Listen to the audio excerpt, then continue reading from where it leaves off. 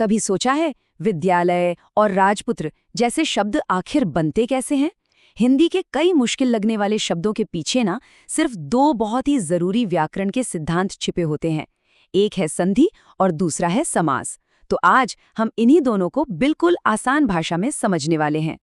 विद्यालय और राजपुत्र, सुनने में तो ये दोनों शब्द काफी एक जैसे लगते हैं, है ना?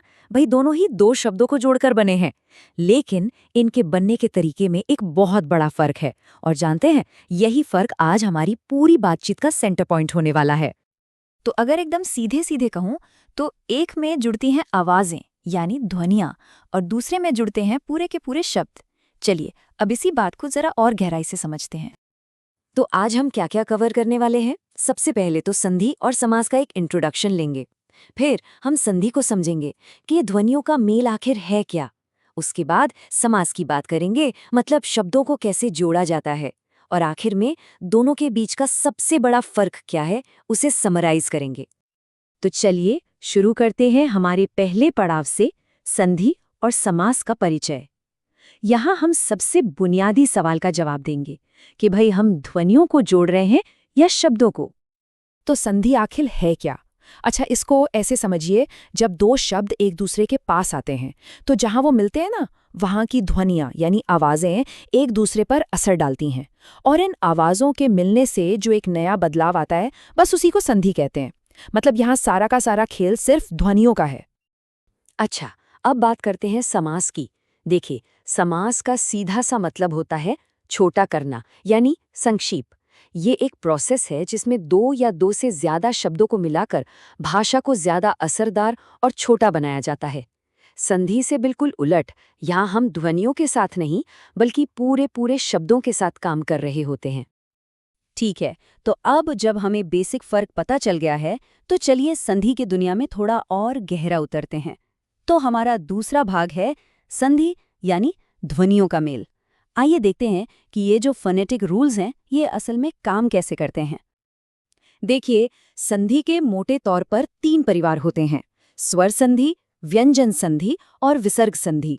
लेकिन आज हम अपना पूरा ध्यान स्वर संधि पर लगाएंगे, क्योंकि ये सबसे ज्यादा इस्तेमाल होती है और इसके 5 बहुत ही दिलचस्प उपप्रकार भी हैं, जिन्हें समझना हमारे लिए बहुत जरूरी है। ये जो 5 प्रकार हैं ना, यही समझ लीजिए कि स्वर संधि की नींव हैं। अगर इन्हें ठीक से समझ लिया तो सिर्फ एग्जाम में ही मदद नहीं मिलेगी, बल्कि हिंदी के शब्द कैसे बनते हैं, इसको समझने का एक बिल्कुल नया नजरिया मिल जाएगा। तो ये 5 प्रकार हैं: दीर्घ संधि, गुण संधि, वृद्धि संधि, यण संधि और अयादि संधि। अब इनके नाम सुनकर बिल्कुल घबराना नहीं है, हम एक एक करके इनके नियमों को बहुत आराम से समझेंगे। ये टेबल एक तरह से स्वर संधि का पूरा जादू दिखाती है। देखिए, दीर्घ संधि में 2 एक जैसे स्वर मिलकर लंबे हो जाते हैं, जैसे हिम और आलय से बना हिमालय। फिर आती है गुण संधि, जो स्वरों के गुण ही बदल देती है, जैसे सूर्य और उदय से सूर्योदय बन गया।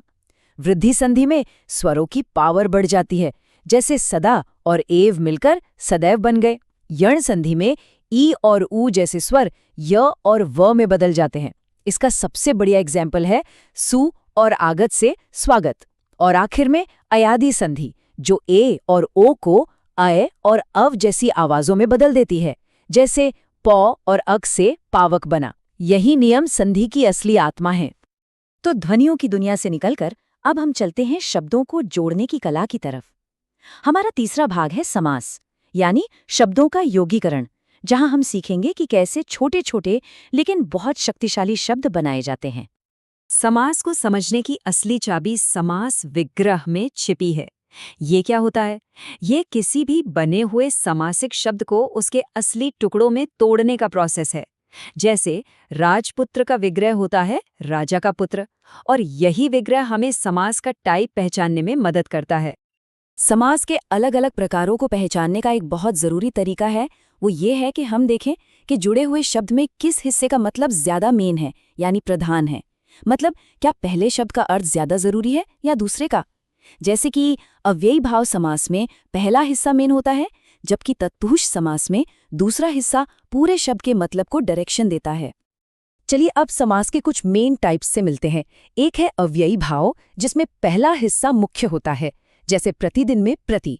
फिर है तत्पुरुष, जिसमें दूसरा हिस्सा अर्थ को कंट्रोल करता है, जैसे रसोई घर में घर। कर्मधारय में एक शब्द दूसरे की विशेषता बताता है, जैसे नील कमल में नीला। द्विगु की पहचान तो बहुत आसान है, उसमें पहला हिस्सा एक नंबर होता है, जैसे त्रिभुवन में त्रि। और बहुव्रीहि सबसे अलग है, जहां दोनों शब्द मिलकर किसी तीसरे ही मतलब की तरफ इशारा करते हैं, जैसे दशानन का मतलब रावण है, ना कि सिर्फ 10 मुंह। चलिए एक छोटा सा टेस्ट करते हैं। ये जो शब्द है देशभक्ति, इसका सही समास विग्रह क्या होगा? सोचिए जरा। सही जवाब है देश के लिए भक्ति। अब क्योंकि यहाँ के लिए कारक चिन्ह छिपा हुआ है, इसलिए यह संप्रदान तत्पुरुष समास का एक बहुत अच्छा उदाहरण है। और यहाँ भक्ति मुख्य शब्द है, इसलिए यह तत्पुरुष समास है। ये स्लाइड बहुव्रीहि समास के यूनिक लॉजिक को बहुत ही खूबसूरती से दिखाती है। देखिए, पहले 2 शब्द जुड़ते हैं, नील और कंठ। इससे एक लिटरल मतलब बनता है नीले गले वाला, लेकिन इसका असली मतलब कुछ और ही निकल कर आता है, भगवान शिव। यहाँ पर ओरिजिनल शब्द अपना मतलब खो देते हैं और एक नया सिंबल वाला मतलब ही मेन हो जाता है। ठीक है, तो अब तक हमने संधि और समास दोनों को अलग अलग समझ लिया। अब वक्त है दोनों को आमने सामने रखने का। हमारे इस आखिरी हिस्से में हम इन दोनों के मुख्य अंतरों को समराइज करेंगे और सारे पॉइंट्स को एक साथ जोड़ेंगे। तो यहाँ पर दोनों के बीच का अंतर बिल्कुल साफ है।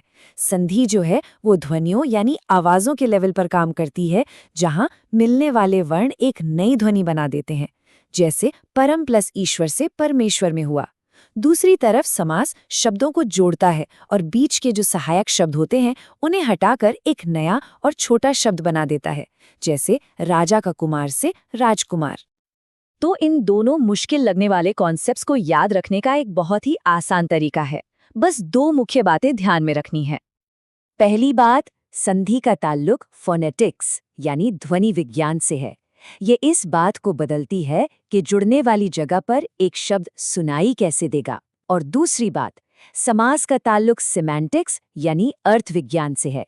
ये एक नया कॉम्पाउंड शब्द बनाता है जिसका एक छोटा कॉम्पैक्ट मतलब होता है।